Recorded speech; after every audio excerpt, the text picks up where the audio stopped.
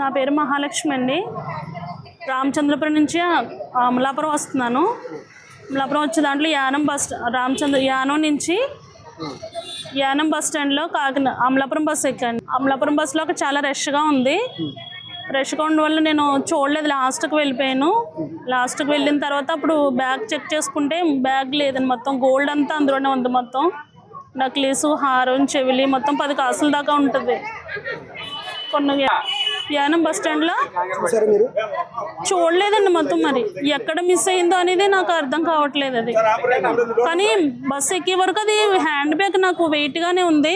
Bus ఎక్కిన తర్వాత లాస్ట్లో కొంచెం చూసేటప్పటికి వెయిట్ తక్కువ ఉంది ఏంటని చూసేటప్పటికి మొత్తం బాక్సే కనిపించలేదు అసలు.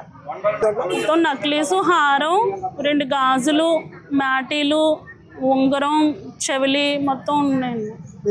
గొల్లవిల్లి వెళ్తున్నాను మ్యారేజ్కి.